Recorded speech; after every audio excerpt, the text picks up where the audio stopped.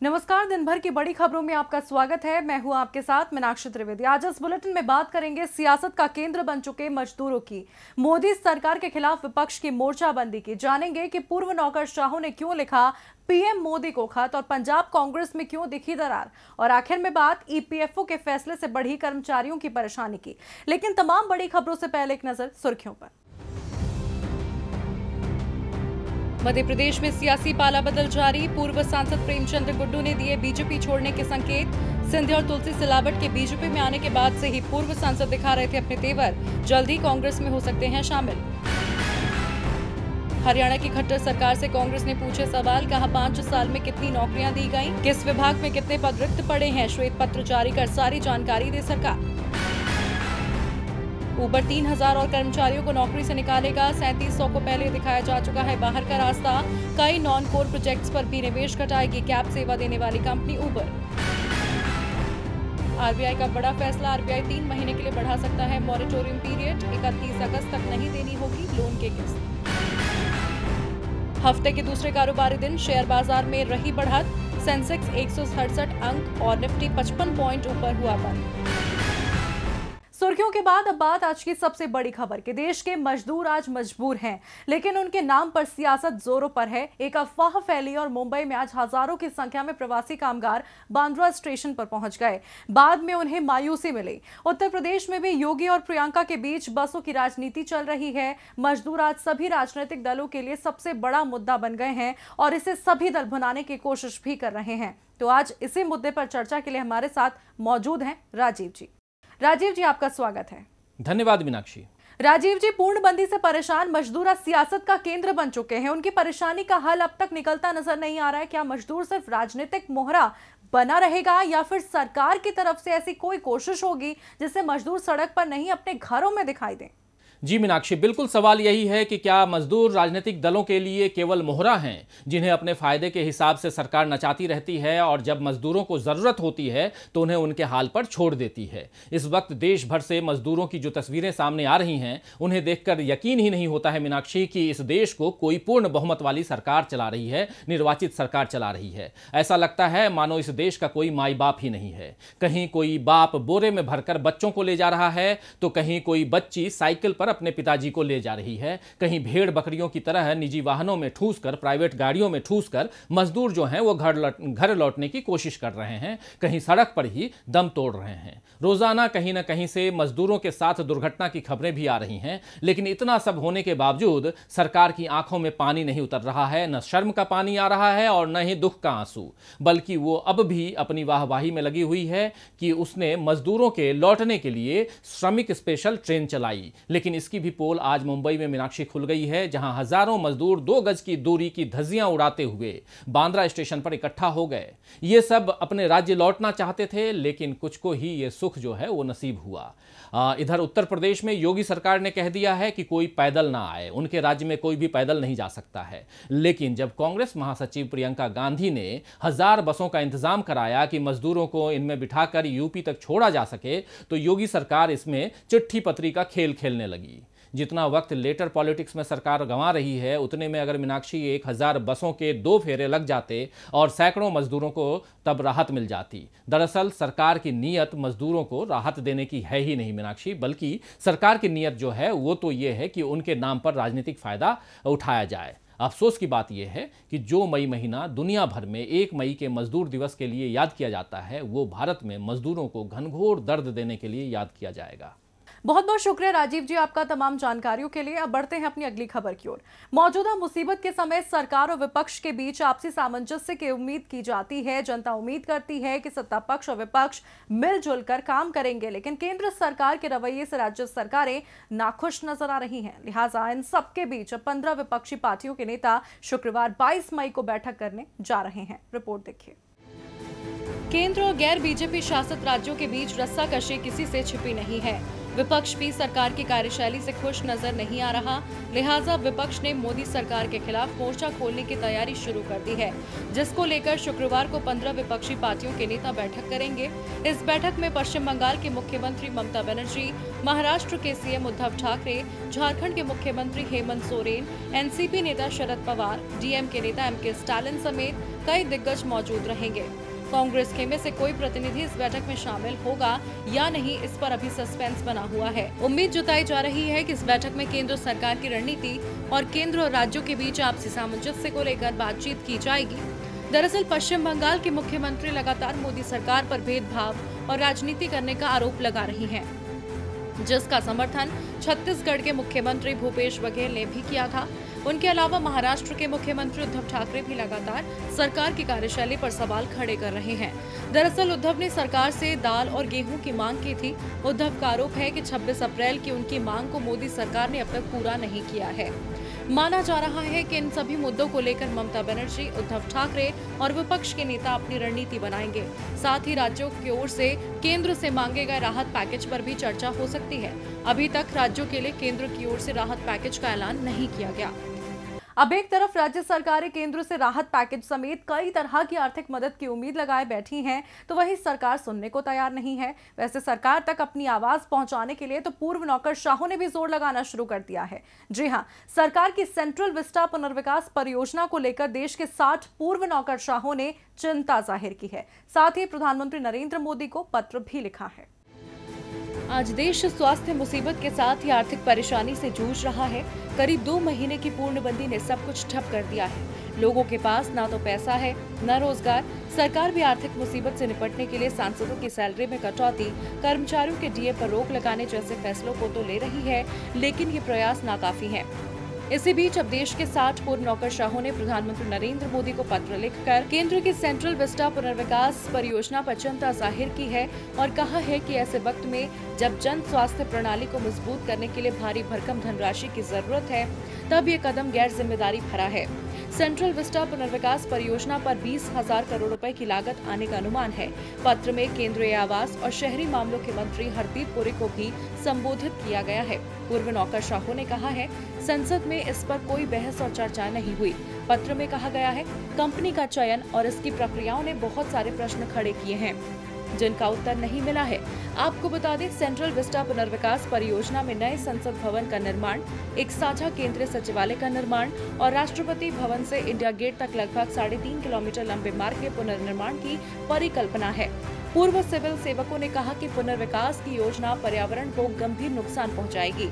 उन्होंने कहा कि तहखानों के साथ बड़ी संख्या में बहुमंजिला कार्यालय भवनों का निर्माण इस खुले क्षेत्र में भीड़ भाड़ पैदा करेगा और पर्यावरण को नुकसान पहुंचाएगा। पत्र में कहा गया है, स्वास्थ्य मुसीबत से उबरने के बाद जब सार्वजनिक स्वास्थ्य प्रणाली को मजबूत करने के लिए, लोगों को भरण पोषण प्रदान करने और अर्थव्यवस्था को पटरी पर लाने के लिए एक बड़ी धनराशि की जरूरत होगी, तो ऐसे वक्त में 20,000 करोड़ रुपए की लागत से पूरे सेंट्रल विस्टा को नया स्वरूप देने का प्रस्ताव गैर जिम्मेदाराना प्रतीत होता है। इस पत्र पर हस्ताक्षर करने वालों में सेवानिवृत्त आईएएस, आईपीएस और आईएफएस अधिकारी शामिल हैं। डीडीए के पूर्व उपाध्यक्ष वीएस एलावाड़ी और प्रसार भारती के पूर्व सीईओ जवाहर सरकार भी इनमें शामिल हैं। ऐसे में अब इंतजार है इस पत्र पर सरकार के जवाब का। देखना होगा सरकार जवाब देती है या नहीं। वाकई मौजूदा वक्त में सरकार को जरूरतमंदों को आर्थिक सहयोग देने की जरूरत है, ताकि उनकी मुश्किल थोड़ी आसान हो सके और सरकार पर उनका भरोसा बना रहे। लेकिन देश का एक गरीब तबका ऐसा भी है जिसने अब सरकार से उम्मीद तक लगाना छोड़ दिया है। जी हां, अब सरकार भले ही प्रवासी कामगारों का हितैषी बनने की बात करे, लेकिन पैदल घर की राह पकड़ चुके कामगारों का भरोसा टूट चुका है। आखिर क्यों टूटी इन कामगारों की उम्मीद, इस रिपोर्ट में देखिए। गांव से शहर की ओर लाखों लोग इस उम्मीद पर आए थे कि यहां सुरक्षित जीवन के साथ ही विकास के सपने भी पूरे होंगे। शहरों में उन्हें रोजगार, बच्चों के लिए शिक्षा के अवसर मिले भी। लेकिन जब स्वास्थ्य मुसीबत सिर पर आई तो प्रधानमंत्री नरेंद्र मोदी ने अचानक पूर्णबंदी का धप्पा बोला। ऐसे में कामगारों से अब लौट चले का ही सुर गूंजने लगा। प्रवासी कामगारों ने अपना बोरिया बिस्तर बांधना शुरू कर दिया। कई कामगार ऐसे हैं जो फैक्ट्री या कारखानों में ही रहते थे। किराए के कमरों में रहने वाले कामगार भी बड़ी संख्या में हैं। सरकार ने पूर्णबंदी की तो सभी औद्योगिक इकाइयां बंद हो गईं और ये लोग सड़क पर आ गए। लेकिन वहां भी पुलिस के सख्त पहरे ने इन लोगों को जुटने न दिया। और जो लोग इतना सब होने के बाद भी शहरों में रुके थे, उन्हें एक भरोसा था कि सरकार और फैक्ट्री मालिक उनके लिए कुछ न कुछ तो करेंगे ही। सरकार ने खाने का इंतजाम भी किया, मगर लाइनें इतनी लंबी हो गईं कि किसी को खाना मिला तो कोई बस लाइनों में इंतजार करता रह गया। अप्रैल के आखिर तक तो इन कामगारों का भरोसा पूरी तरह से टूट गया। सरकार ने फैक्ट्री मालिकों से कहा इन कामगारों की पूरी सैलरी दी जाए, लेकिन असल में अप्रैल की सैलरी मिलनी तो दूर, मार्च महीने की आधी तनख्वाह भी नसीब न हुई। अब जो कामगार किराए पर रह रहे थे वो भला किराया कहां से चुकाते। सरकार ने मकान मालिकों से किराया न लेने की अपील जरूर की, लेकिन भला वो मकान मालिक सरकार की बात कैसे सुनते जिनकी रोजी रोटी उसी किराए के पैसे पर चल रही हो। अगर इन गरीब कामगारों को सबसे ज्यादा कुछ चुभा तो वो था इनके साथ व्यवहार। घरेलू सहायिकाओं को घर में घुसने नहीं दिया जा रहा। ड्राइवर, कबाड़ बीनने वालों और गाड़ी साफ करने वालों को ऐसी नजर से देखा जा रहा है मानो ये अपने साथ बीमारी ला रहे हैं। इस तरह के व्यवहार से उनके मान सम्मान को ठेस पहुंची। शायद जिस शहर को ये लोग अपना मान बैठे थे वो शहर इनका कभी नहीं था। और जब इन लोगों को ये बात समझ में आई तो भला ये लोग शहर में क्यों रुकते। शहर को अलविदा कहकर अब ये लोग गाँव को लौट रहे हैं। कुछ पहुंच चुके हैं, कुछ अभी भी उस रास्ते में हैं जहां से वापसी संभव ना हो। अब ये सरकार और शहरी समाज को सोचना है कि क्या इन कर्मवीरों के बिना उनका विकास हो पाएगा। अब सियासत से ऊपर उठकर सरकार कब तक कामगारों की मुसीबत हल करने पर ध्यान देती है, ये देखना होगा। वैसे फिलहाल मुसीबत में तो पंजाब की अमरिंदर सरकार भी है। जी हां, पंजाब सरकार मंत्रिमंडल और मुख्य सचिव की लड़ाई में उलझी हुई नजर आ रही है। हालात ऐसे हो चुके हैं कि कैबिनेट मंत्रियों को मंत्रिमंडल की बैठक का बहिष्कार करना पड़ रहा है। ऐसे में सवाल उठता है कि क्या पंजाब के मुख्यमंत्री अमरिंदर सिंह भी मध्य प्रदेश के पूर्व मुख्यमंत्री कमलनाथ की राह पर चल पड़े हैं। रिपोर्ट देखिए। स्वास्थ्य मुसीबत के इस दौर में पंजाब के कैप्टन अमरिंदर सरकार के सामने नई मुसीबत खड़ी हो गई है और ये मुसीबत किसी और ने नहीं बल्कि अपने ही लोग खड़ी कर रहे हैं। दरअसल चीफ सेक्रेटरी के मामले पर जिस तरह विरोध की शुरुआत वित्त मंत्री मनप्रीत सिंह बादल ने की है, उससे साफ है कि इस बार विरोध को मुख्यमंत्री इतनी आसानी से नहीं दबा सकते। कारण है कि वित्त मंत्री के साथ देखते देखते पूरी कैबिनेट ने ही मंत्री परिषद की बैठक का बहिष्कार कर दिया। वहीं कांग्रेसी विधायक परगट सिंह, वहीं विधायक फतेह जंग सिंह बाजवा ने अपनी ही सरकार को घेर लिया और मुख्यमंत्री कैप्टन अमरिंदर सिंह की परेशानी बढ़ाने में जुट गए हैं। कांग्रेस विधायक परगट सिंह ने कैप्टन अमरिंदर सिंह को आड़े हाथों लेते हुए उन्हें कमजोर मुख्यमंत्री बताया। इस मुखालफत से जाहिर है पंजाब में कैप्टन का विरोध अभी खत्म नहीं हुआ है। जिस तरह पंजाब कांग्रेस में मुख्यमंत्री कैप्टन अमरिंदर सिंह का विरोध धीरे धीरे बढ़ रहा है, उससे साफ है कि आने वाले समय में कैप्टन की राह इतनी आसान नहीं रहने वाली। वहीं पंजाब विधानसभा के गणित को समझें तो गणित फिलहाल पूरी तरह कांग्रेस और कैप्टन अमरिंदर सिंह के पक्ष में है। 117 सीटों वाली विधानसभा में कांग्रेस के 80 विधायक हैं, वहीं भारतीय जनता पार्टी और शिरोमणि अकाली दल के पास सिर्फ 16 विधायक हैं। अगर एनडीए की सहयोगी एलजेपी को भी जोड़ दें तो भी संख्या 18 ही हो पाती है। साफ है कि ऐसे में सरकार को तो फिलहाल कोई मुसीबत नहीं है, लेकिन सवाल है कि कांग्रेस शासित प्रदेशों में अपने ही नेता क्यों मुखालफत के सुर बुलंद कर रहे हैं। कांग्रेस की हर सरकार में अंतर्कलह क्यों दिख रही है। राजस्थान सरकार में भी कई बार अंतर्कलह सामने आ चुकी है, तो अंतर्कलह का खामियाजा कमलनाथ को सत्ता छोड़ने के तौर पर चुकाना पड़ा है और अब पंजाब में भी कुछ ऐसी ही तस्वीर बनती दिख रही है, जिससे सवाल उठ रहा है कहीं कमलनाथ वाली गलती तो नहीं कर रहे अमरिंदर सिंह। देखना होगा कि सरकार में उठी इस मुखालफत की आवाज को कैप्टन कैसे शांत कर पाते हैं। अब पार्टी आलाकमान कांग्रेस में अंतर्कलह के सुर कब तक शांत करवा पाती है, ये देखना होगा। वहीं देखना ये भी होगा आखिर बिहार महागठबंधन में क्यों तल्खियां बढ़ती जा रही हैं।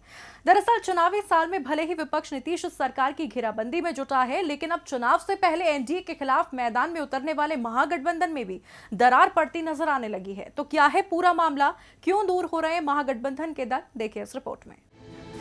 बिहार में साल के आखिर में विधानसभा चुनाव होने हैं, जिसे लेकर तमाम सियासी दलों ने अपनी रणनीति को धार देना शुरू कर दिया है।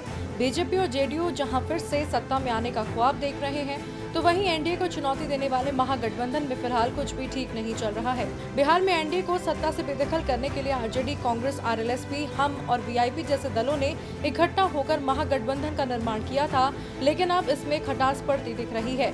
दरअसल चुनाव के मद्देनजर महागठबंधन के नेताओं ने एक बैठक की जिसमें हम पार्टी के प्रमुख जीतन राम मांझी, आरएलएसपी अध्यक्ष उपेंद्र कुशवाहा और वीआईपी पार्टी के अध्यक्ष मुकेश साहनी शामिल हुए। लेकिन बंद कमरे में चली बैठक की जानकारी नेताओं ने न तो आरजेडी को दी, न ही कांग्रेस के किसी नेता को। इस बैठक में आरजेडी और कांग्रेस के नेताओं को बुलाया तक नहीं गया, जिसे लेकर अब महागठबंधन के बिखरने की अटकलें लगाई जा रही हैं।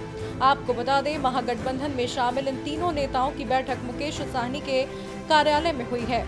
तीनों नेता दावा कर रहे हैं कि बैठक में प्रवासी श्रमिकों की वापसी को लेकर चर्चा हुई है। इसमें सीट बंटवारे जैसे मुद्दे पर चर्चा नहीं हुई। वहीं सूत्रों की माने तो बैठक में चुनाव को लेकर चर्चा की गई। गठबंधन में सीटों का बंटवारा समय पर होने के लिए आरजेडी और कांग्रेस पर दबाव की रणनीति भी बनाई गई। जब इस बैठक की भनक कांग्रेस को लगी तो वहाँ से तंज भरी प्रतिक्रिया सामने आई। कांग्रेस नेता प्रेमचंद्र मिश्रा ने कहा कि शायद सभी नेता सोशल डिस्टेंसिंग का पालन कर रहे हैं, इसीलिए बैठक में उन लोगों को नहीं बुलाया गया। बैठक का कमरा छोटा होगा, इसलिए सोशल डिस्टेंसिंग का नियम टूट सकता था। मिश्रा ने कहा कि आपस में बैठकर क्या चर्चा हुई ये वही लोग बता सकते हैं। वहीं उपेंद्र कुशवाहा ने कहा इस बैठक को चुनाव के नजरिए से देखना ठीक नहीं होगा। उन्होंने सफाई देते हुए कहा स्वास्थ्य मुसीबत के इस काल में किस प्रकार लोगों की मदद करनी है और कैसे सरकार की ओर की जा रही लापरवाही को जनता तक ले जाना है, इस पर चर्चा की गई है। उन्होंने फिर दावा किया कि ये महागठबंधन की बैठक नहीं थी और महागठबंधन पहले से भी ज्यादा मजबूत हुआ है। अब भले ही इस बैठक को लेकर सफाई दी जा रही है, लेकिन बैठक ने सियासी माहौल को जरूर गरमा दिया है। ऐसे में देखना होगा कि महागठबंधन आने वाले समय में टूटेगा या और ज्यादा मजबूत होगा। और बुलेटिन के आखिर में बात ईपीएफओ के फैसले से बढ़ी कर्मचारियों की मुसीबत की। देश में लागू पूर्णबंदी ने पहले ही लोगों की मुसीबत बढ़ा रखी थी। कहीं छटनी हो रही है तो कहीं सैलरी टाइम पर नहीं आ रही थी। तो इसी बीच अब प्रोविडेंट फंड को लेकर कर्मचारी भविष्य निधि संगठन ने भी ऐसा फैसला लिया है जिससे भले ही कई कंपनियों को राहत मिले, लेकिन पहले से मुसीबत झेल रहे कामगार इस फैसले से बेहद प्रभावित होंगे। मौजूदा स्वास्थ्य मुसीबत और पूर्णबंदी से उद्योगों पर हुए बुरे असर को देखते हुए कर्मचारी भविष्य निधि संगठन ने नियोक्ताओं को कर्मचारी भविष्य निधि अंशदान देरी से जमा करने की छूट दे दी है। इससे कंपनियों को तो राहत मिल गई हो, लेकिन इस फैसले का कर्मचारियों की बचत पर दोहरा असर हो सकता है। दरअसल ईपीएफओ ने हाल में जारी नोटिफिकेशन में कहा है, पूर्णबंदी की पूरी अवधि के दौरान नियोक्ता अगर कर्मचारी के ईपीएफ अंशदान में देरी करता है तो उस पर कोई जुर्माना नहीं लगाया जाएगा। जबकि नियमों के मुताबिक कंपनी को किसी भी कर्मचारी के वेतन पर तय ईपीएफ अगले महीने की 15 तारीख तक जमा करना होता है, जिसमें 10 दिन की अतिरिक्त मोहलत होती है, यानी 25 तारीख तक हर हाल में ये भुगतान कर दिया जाना चाहिए। इसके बाद जुर्माना देना पड़ता है। जुर्माने से बचने के लिए कंपनियां तय समय पर अपना अंशदान ईपीएफओ में जमा करा देती थीं। अब बदले हुए नियमों का फायदा देश में ईपीएफ से जुड़ी 6.5 लाख कंपनियों को होगा। ईपीएफओ ने स्वास्थ्य हालात के दौरान कर्मचारी के बेसिक वेतन और डीए की 3 गुना राशि या कुल जमा का 75% भुगतान का प्रावधान रखा है। वहीं ईपीएफ अंशदान में देरी से आपकी ब्याज आय पर असर होगा। कर्मचारी के पीएफ पर ब्याज की गिनती हर महीने की शुरुआत में होती है और इसका भुगतान वित्त वर्ष बीतने के बाद हर साल अप्रैल में होता है। ऐसे में अगर हर महीने अंशदान नहीं होता तो उस महीने की राशि पर ब्याज नहीं मिलेगा। साफ तौर पर कर्मचारी भविष्य निधि संगठन का ये फैसला कर्मचारियों के लिए परेशानी लेकर आया है। फिलहाल दिन भर की बड़ी खबरों में मेरे साथ इतना ही, लेकिन आप देखते रहिए डीबी लाइव। नमस्कार।